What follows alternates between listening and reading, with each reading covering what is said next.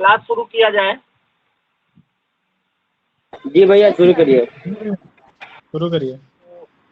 पिछली क्लास में हमने आपको शब्द बताए थे और आज उन शब्दों के सवालों का टेस्ट भी आज जो होगा वो टेस्ट उसका ही होगा।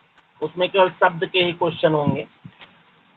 उसके बाद जब वर्ड खत्म हो गया, शब्द खत्म हो गया, तो अब बारी आती है वाक्य की। यानी अब आप हेडिंग डालेंगे वाक्य। वाक्य हेडिंग डालो।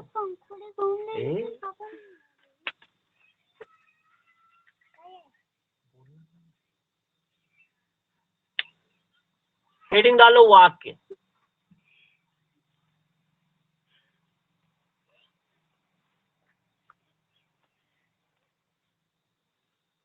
देखो, अगर वाक्य की परिभाषा की बात करेंगे तो जैसे सबसे पहले वर्ण था।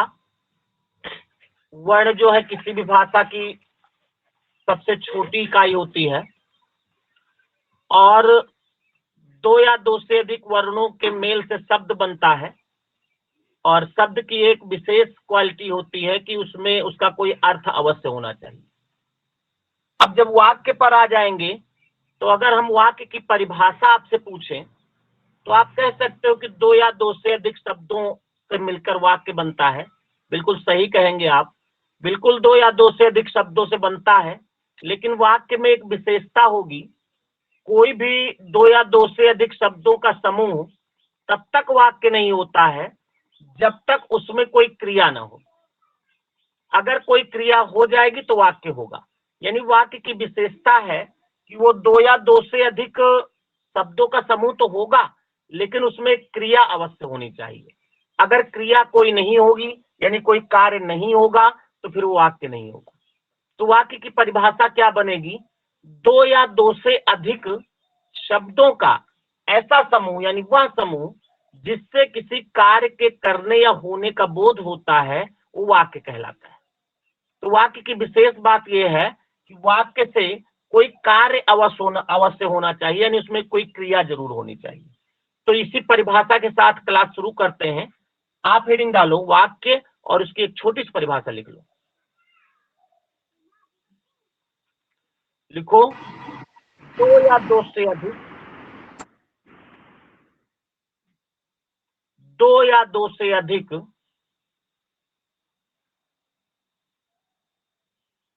शब्दों का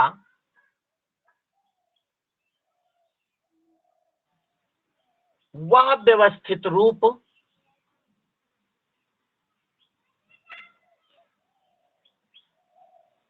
जिसमें दो या दो से अधिक शब्दों का वह व्यवस्थित रूप जिससे किसी कार्य के करने या होने का बोध होता है। भैया एक बार फिर से बोल दीजिए, दोबारा एक बार बोल दीजिए। दोबारा नहीं, 54 लिखो। दो या दो से अधिक, दो या दो से अधिक शब्दों का वह व्यवस्थित रूप जिससे किसी कार्य के करने या होने का बोध होता है, करने या होने का बोध होता है, वाक्य कहलाता है।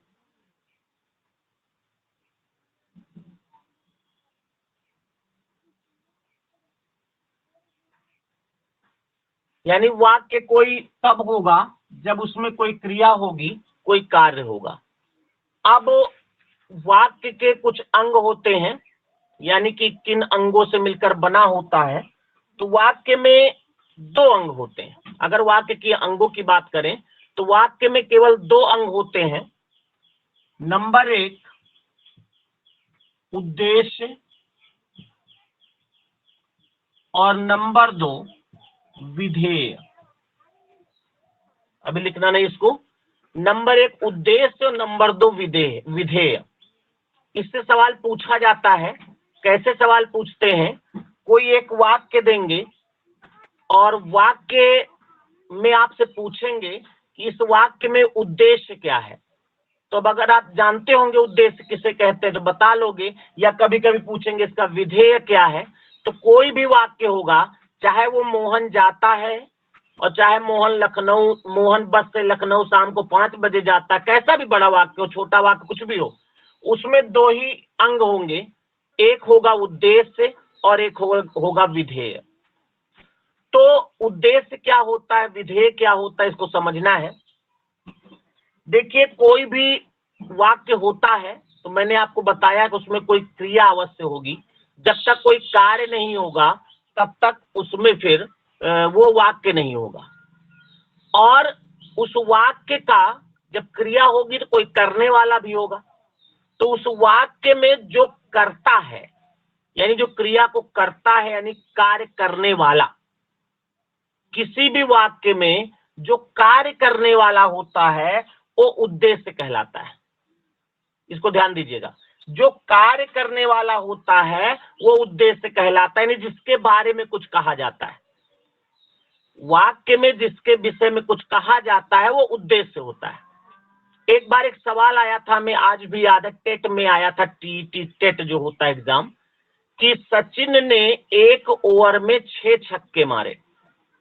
इस वाक्य में उद्देश्य क्या है? तो देखा जाए तो सचिन ने 1 ओवर में 6 छक्के मारे। अगर ऐसे पूछा जाए उद्देश्य क्या है तो कोई कहेगा छक्के, कोई कहेगा क्या कहते हैं 6 छक्के, कोई अलग अलग कहेगा। लेकिन हमने बताया उद्देश्य क्या होता है, किसी भी वाक्य का जो कर्ता होता है, कार्य करने वाला, वो उद्देश्य कहलाता है। तो सचिन ने 1 ओवर में 6 छक्के लगाए, इस वाक्य का उद्देश्य क्या, यानी कर्ता कौन है इसमें? सचिन। तो इसका जो उद्देश्य होगा वो सचिन होगा। और बाकी जितना भी पार्ट बचता है वाक्य का वो सब विधेय हो जाता है। जब 2 ही अंग होते हैं तो एक अंग अगर आपको क्लियर है तो वो अंग वो है और बाकी जो बचा वो दूसरा है। तो आप इसको लिख लें, हेडिंग डालो, वाक्य के अंग।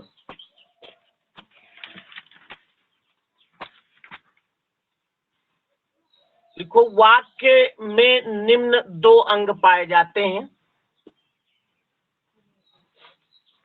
वाक्य में निम्न 2 अंग पाए जाते हैं।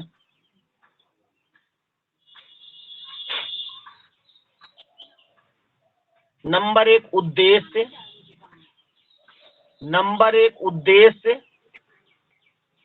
नंबर 2 विधेय। नंबर 1 उद्देश्य, नंबर 2 विधेय।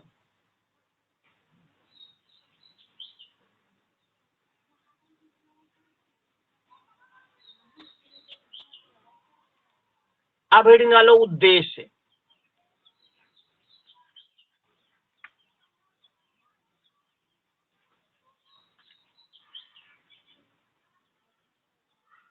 लिखो इसमें, वाक्य का जो कर्ता होता है, वाक्य का जो कर्ता होता है,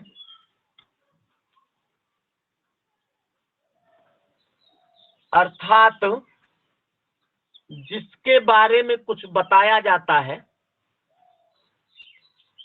एक बार वाक्य का जो कर्ता होता है, अर्थात जिसके बारे में कुछ बताया जाता है, जिसके बारे में कुछ बताया जाता है, वह उद्देश्य कहलाता है। वह उद्देश्य कहलाता है।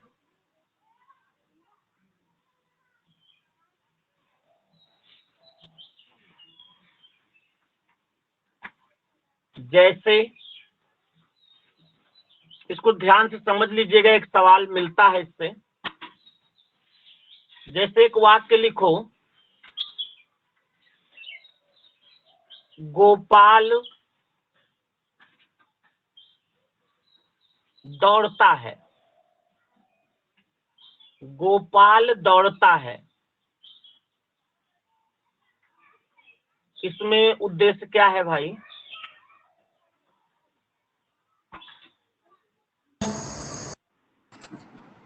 गोपाल गोपाल उद्देश्य होगा, वाक्य का जो कर्ता होगा वही उद्देश्य होता है।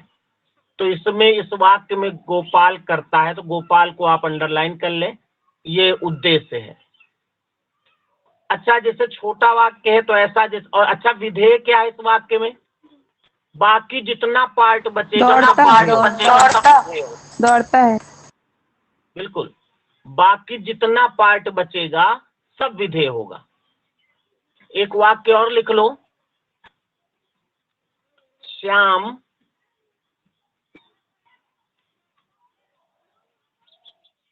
शाम को 5 बजे, श्याम शाम को, श्याम और शाम अलग लिखना है, शाम को 5 बजे बस से लखनऊ जा रहा है। लखनऊ जाएगा कुछ भी लिख दें, जा रहा है लिख दो, कुछ भी लिख दो।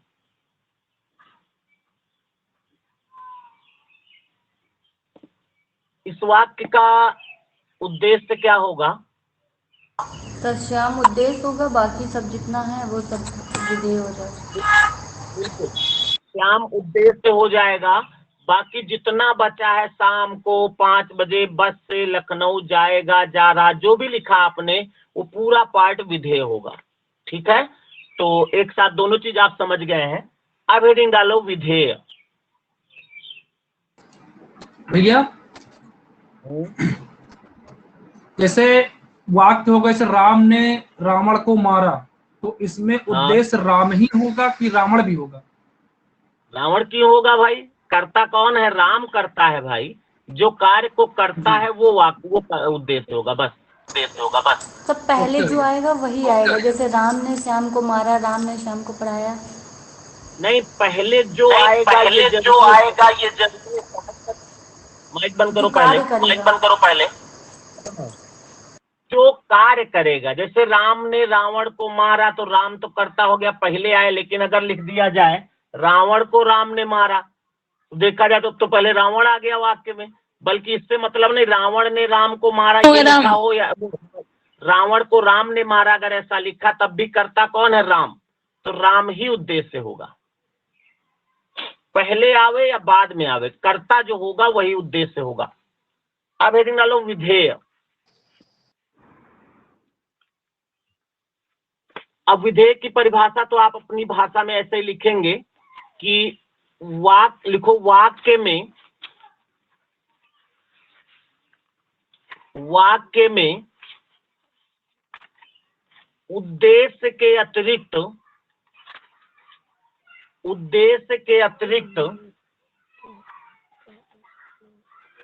जितना भी भाग बचता है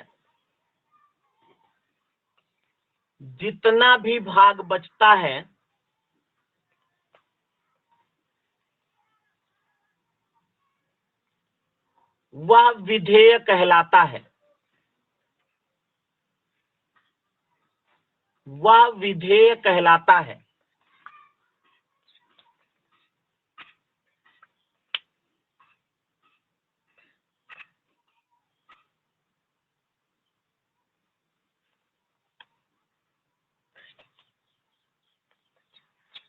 हो गया होगा? जैसे में वाक्य कोई भी लिख लो,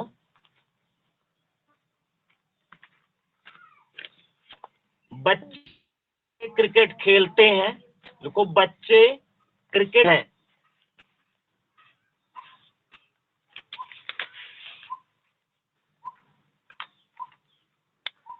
इसमें विधेय क्या होगा?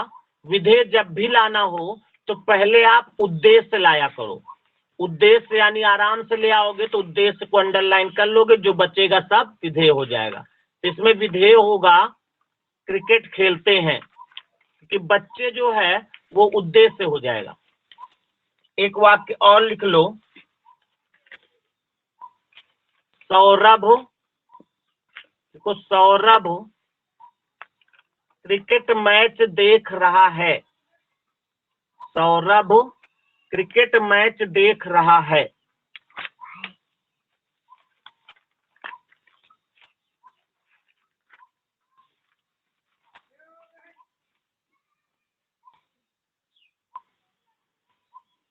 क्रिकेट मैच देख रहा है। हाँ, क्रिकेट मैच देख रहा है।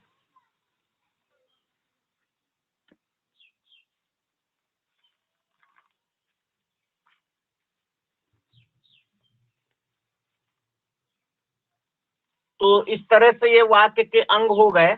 अब आपको लिखना है वाक्य के तत्व।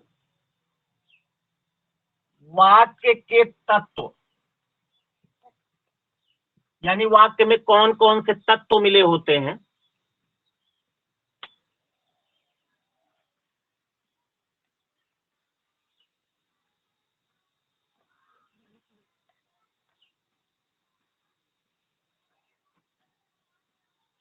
तो वाक्य के जो तत्व हैं वो 6 तत्व होते हैं इसमें। अभी लिखना नहीं आप। नंबर 1 है सार्थकता। ये एक साथ हम अभी लिखाएंगे इसलिए क्योंकि कभी कभी यही पूछा जाता है कि कौन सा वाक्य का तत्व नहीं है। नंबर 2 होता क्रम, यानी कोई भी वाक्य होगा उसमें सार्थकता होनी जरूरी है, क्रम होना जरूरी है। और एक और होता योग्यता, योग्यता भी होती है। चौथा अंग होता है आकांक्षा।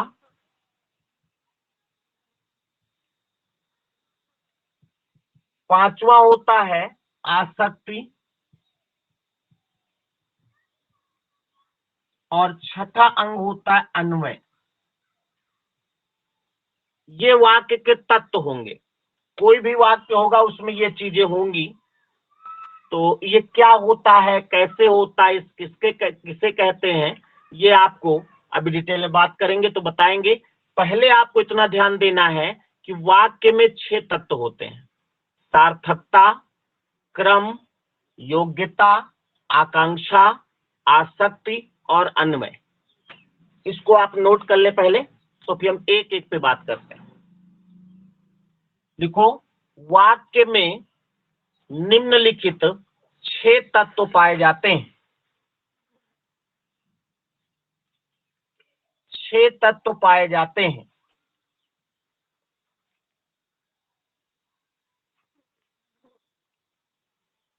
और ये 6 क्रम से आप लिख लो क्योंकि इससे भी सवाल आता है कि ऑप्शन रहेंगे 3, इसमें से रहेंगे कि अलग रहेगा। पूछा जाता है कौन सा वाक्य का तत्व नहीं है। तो ये 6 लिख लो पूरे। नंबर 1 सार्थकता, नंबर 2 क्रम, नंबर 3 योग्यता, नंबर 4 आकांक्षा, आसक्ति और अन्वय।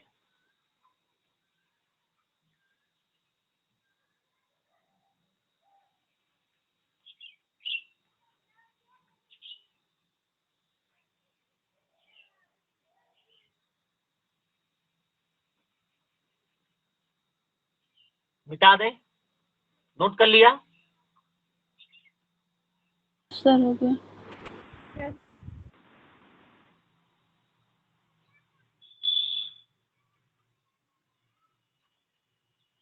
अब आप एक एक हेडिंग डालेंगे और एक एक चीज को ध्यान से देखेंगे। पहली हेडिंग डालो सार्थकता।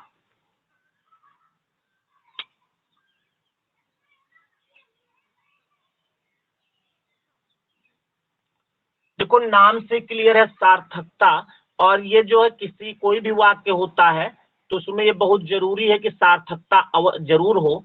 और इससे सवाल ये पूछा जाता है, एक वाक्य लिख के आएगा, पूछा जाएगा इसमें वाक्य का कौन सा तत्व गलत है, यानी कौन से तत्व का अभाव है। कैसे भी पूछिए कौन से तत्व से अशुद्धि है, या कभी कभी पूछते हैं कि इस वाक्य में कैसी अशुद्धि है, ऑप्शन में सार्थकता, आसक्ति, ये सब रहता है। तो थोड़ा सा टेक्निकल है लेकिन है कुछ नहीं, बहुत सावधानी समझना। देखो सार्थकता का मतलब होता है कोई भी वाक्य है उसमें सार्थक शब्दों का प्रयोग किया जाए, और सार्थक शब्दों का तो प्रयोग किया ही जाता है, लेकिन किसी के साथ कौन सा शब्द प्रयोग किया जाए ये ध्यान देना होता है। जैसे मान लिया लिखा है कि राम खाना पीता है। ध्यान से देखिएगा, राम खाना पीता है। पूछा जाएगा वाक्य में कैसी अशुद्धि है, तो आपको आंसर देना सार्थकता की अशुद्धि है, क्योंकि यहाँ पर जो खाना लिखा है, राम खाना पीता है लिखा है, तो खाना पिया तो नहीं जाता ना, बल्कि यहाँ होना चाहिए राम खाना खाता है। तो ऐसी अशुद्धि अगर है तो इसको कहते हैं सार्थकता। जहां पर सार्थक शब्दों का प्रयोग नहीं होता है वहां पर असार्थकता संबंधी अशुद्धि होती है। तो इसको लिख लो, पहले लिखो, इसमें सार्थकता में लिखो, किसी भी वाक्य में, किसी भी वाक्य में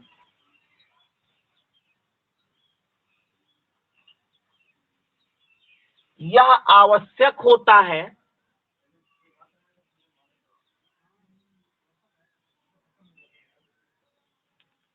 कि उसमें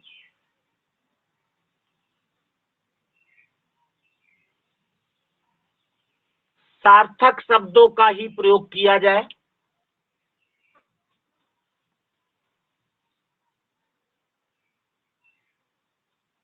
किसी वाक्य में सार्थक शब्दों का प्रयोग किया जाए। सार्थक शब्दों का ही प्रयोग किया जाए, जिससे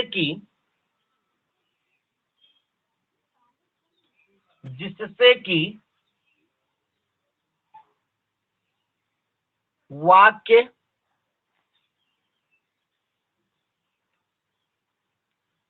भाव की अभिव्यक्ति के लिए सक्षम हो, भाव की अभिव्यक्ति के लिए सक्षम हो।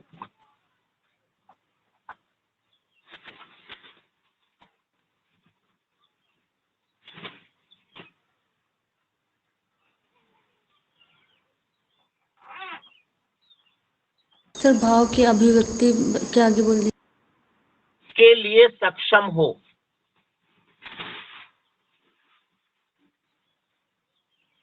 क्योंकि वाक्य को पढ़ते ही, क्योंकि वाक्य को पढ़ते ही, वाक्य को पढ़ते ही पाठक के मस्तिष्क में, पाठक के मस्तिष्क में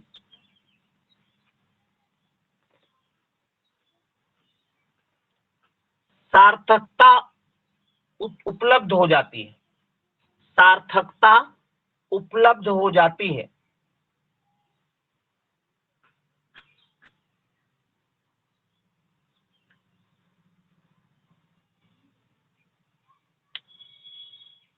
सार्थकता के अभाव से, सार्थकता के अभाव से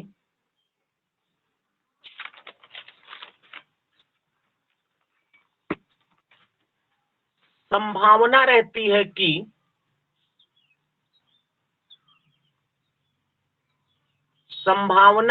है कि कहीं अर्थ का अनर्थ ना हो जाए, कहीं अर्थ का अनर्थ ना हो जाए।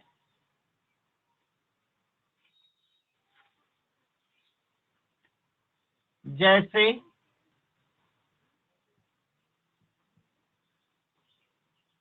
मोहन रोटी पीता है। एक वाक्य लिखो, मोहन रोटी पीता है।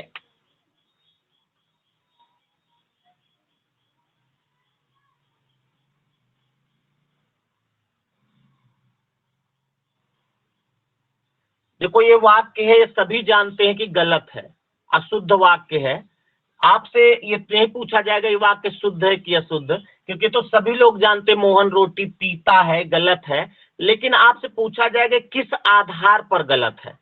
तो सार्थकता की दृष्टि से यह वाक्य गलत है, क्योंकि रोटी का गुण पीना नहीं होता, बल्कि यहाँ पर क्या होना चाहिए, खाना।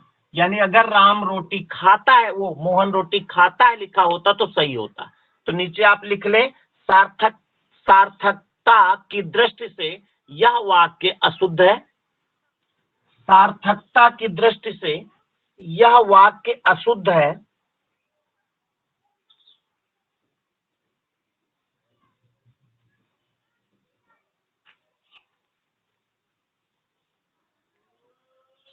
कुछ बात समझ में आई?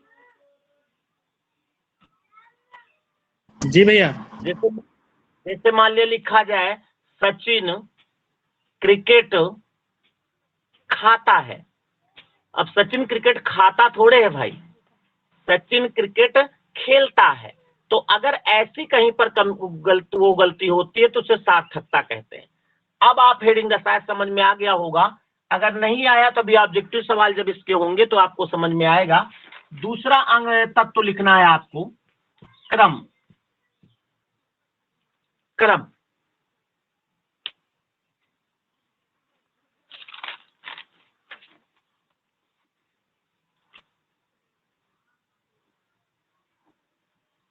इसको समझने से पहले एक वाक्य आप पहले पढ़ चुके हैं, पहले जानते हैं। जैसे मान लीजिए एक शब्द एक वाक्य लिखा है, ये पहले भी हमने आपको लिखाया है, यानी दिमाग से गुजरा है। एक वाक्य लिख के आता है,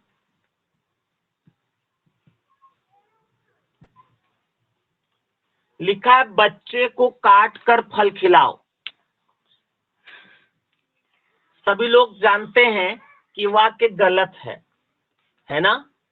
अगर यहीं पे बच्चे को काट कर फल खिलाओ लिखा है, अगर यहीं पे हम लिख देते फल पहले लिख देते और बच्चे को बाद में कर देते, तो होता फल काट कर बच्चे को खिलाओ, तब जाके वो सही होता। यानी जो शब्दों का क्रम है, शब्द वही रहेंगे।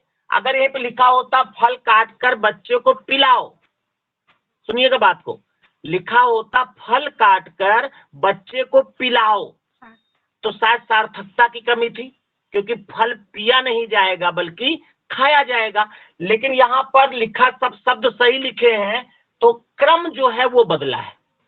अगर बच्चे को बाद में कर दें, फल पहले कर दें, तो शायद ये सवाल, ये वाक्य सही हो जाएगा। तो जहां पर ऐसा क्रम का मतलब पद क्रम, शब्दों का क्रम, यानी जहां पर किसी वाक्य में शब्दों का क्रम डिस्टर्ब रहता है, वहां पर क्रम संबंधी अशुद्धि रहती है।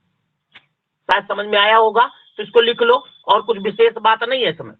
लिखो क्रम से तात्पर्य है, क्रम में लिखो क्रम से तात्पर्य है शब्दों का क्रम।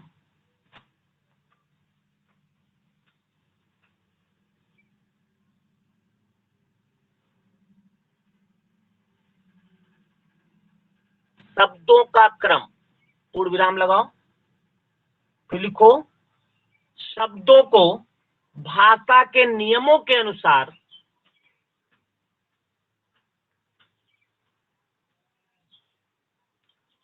शब्दों को भाषा के नियमों के अनुसार क्रम में रखना चाहिए, क्रम में रखना चाहिए।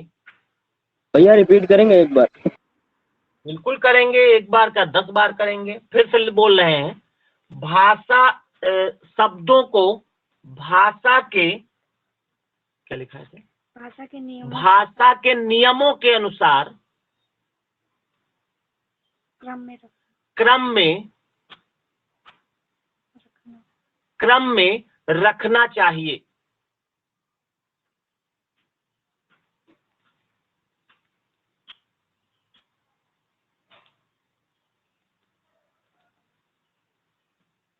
अन्यथा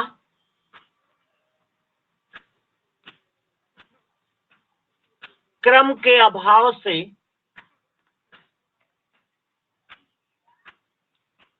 अर्थ का अनर्थ हो जाता है। जैसे आपके सामने वाक्य लिखा है, इसमें अर्थ का अनर्थ हो रहा है। क्रम के अभाव से अर्थ का अनर्थ हो जाता है।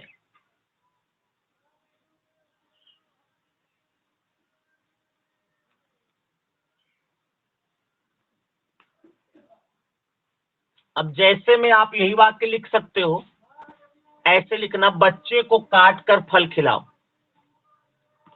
इससे वाक्य से आपको सवाल मिलता है। यही वाक्य 4 तरीके से लिख के आता है, आपको बताना होगा कौन सा वाक्य शुद्ध है। हालांकि उसको मन लगा के अगर चारों वाक्य पढ़ लेते हैं तो समझ में आ जाता है, लेकिन टेक्निकल बात है, उसको भी आना चाहिए। तो ऐसा जब वाक्य होगा, इसमें कैसी अशुद्धि है? क्रम संबंधी अशुद्धि है। वाक्य को लिख लो।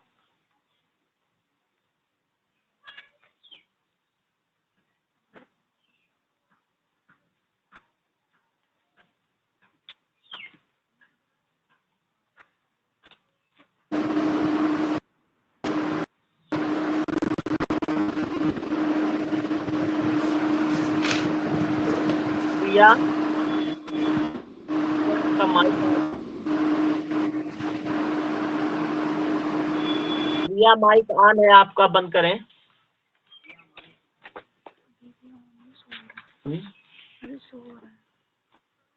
चलो अभी शो हो रहा है, ठीक से बंद कर लेना। तो इसको लिख लिया आपने, यहां पर आप लिख ले, नीचे नोट करके लिख लो। उपरोक्त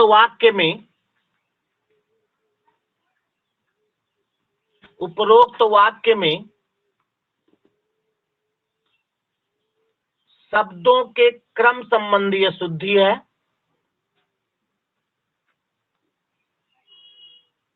शब्दों के क्रम संबंधी अशुद्धि है।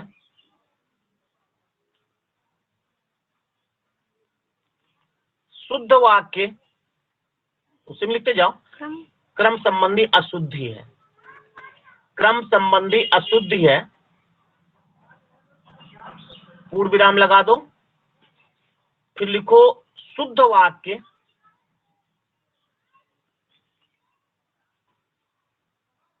फल काटकर बच्चे को खिलाओ। शुद्ध वाक्य फल काटकर बच्चे को खिलाओ।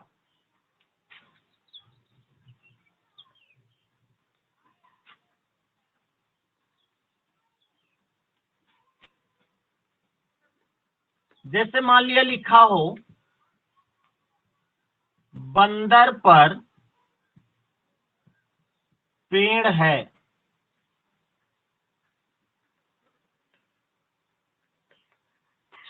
बंदर पर पेड़ है। अब यहां पर तो कोई सार्थकता की कमी तो है नहीं कि कोई अर्थ दूसरा अर्थ दे रहा हो, बल्कि खाली शब्दों का क्रम। पेड़ इधर कर दो, बंदर उधर कर दो, वाक्य सही हो जाएगा। लिखा हो नाव में नदी है। नाव में नदी कैसे होगा? यानी नदी में नाव है। तो इस तरह की जहां पर गड़बड़ी होती है तो वो कहलाता है क्रम। शायद समझ में आया होगा। अब तीसरी हेडिंग डालें आप, योग्यता। योग्यता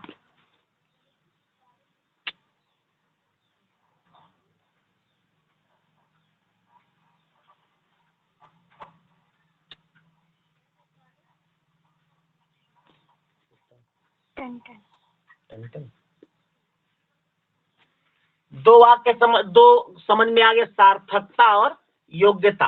वो सार्थकता और क्रम। अब हेडिंग डालेंगे योग्यता। योग्यता तो आप जानते ही होंगे, योग्यता नाम सुना होगा ना। क्वालिफिकेशन कहते क्या इसको अंग्रेजी में? पता नहीं, अंग्रेजी नहीं आती, फिलहाल नाम सुना है इसका, योग्यता।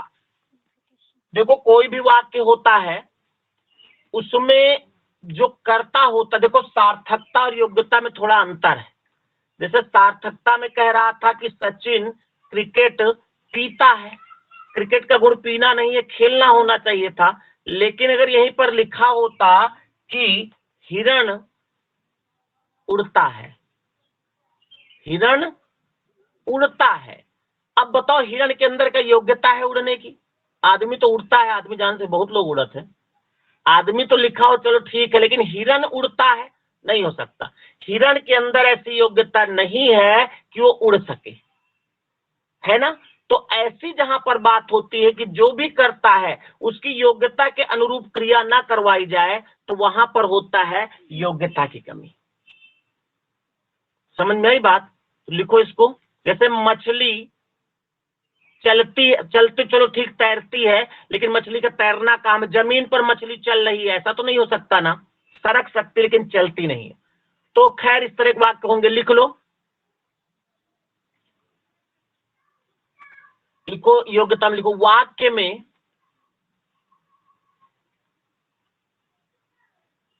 शब्दों का क्रम होने के एक बार साथ साथ, बोलिए। वाक्य में वाक्य में शब्दों का क्रम होने के साथ साथ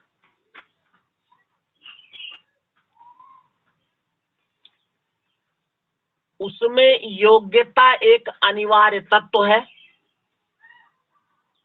उसमें योग्यता एक अनिवार्य तत्व है।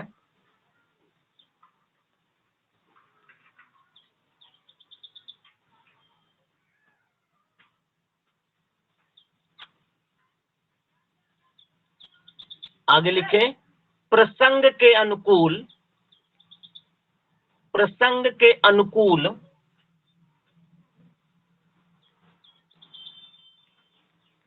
वाक्य में,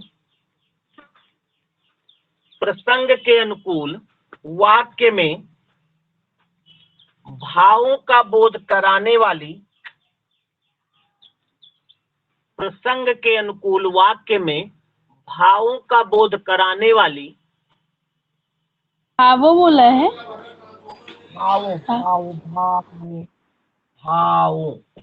भावों का बोध कराने वाली योग्यता या क्षमता होनी चाहिए, या क्षमता होनी चाहिए।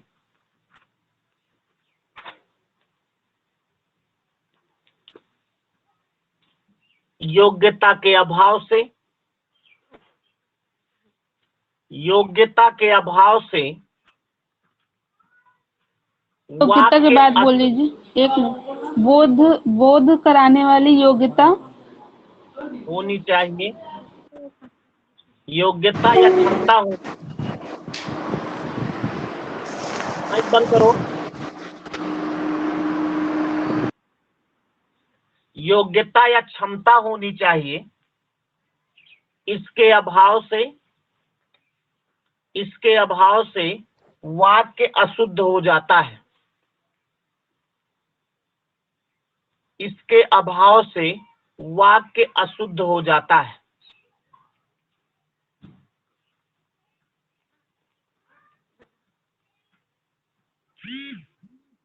जैसे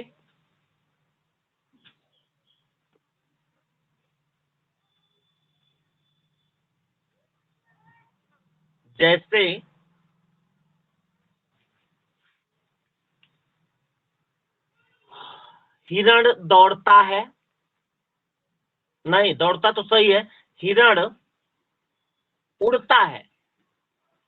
हिरण दौड़ता है लिखा था तो सही होगा भाई, हिरण उड़ता है। यहां पर योग्यता की कमी है, क्योंकि हिरण की योग्यता उड़ना नहीं है। समझ में आई बात कुछ? तो 3 अंग हमने आज बता दिए, 3 तत्व। कौन कौन? सार्थकता, क्रम और योग्यता। सार्थकता है कि उसमें सार्थक शब्दों का ही समावेश होना चाहिए, और क्रम है कि शब्दों का क्रम उसके भाषा के नियमों के अनुसार होना चाहिए, और योग्यता मतलब ऐसी चीज वहां प्रस्तुत की जाए कि वहां पर जो भी करता है उसकी योग्यता वो हो, उसके अंदर वो गुण हो। अब आपको हम आकांक्षा, आसक्ति और अन्वय ये अगले क्लास में बताएंगे। आज यहीं पे रोकते हैं, क्योंकि अभी रीजनिंग भी पढ़ाना है। उसमें रीजनिंग में जो भी आपको सवाल पूछना हो उनको आप तैयार रखिए, पूछ लीजिएगा, नहीं तो हम एक बुक भी लाए हैं उससे सवाल बोलेंगे। ठीक है? तो मिलते हैं 2 मिनट बाद।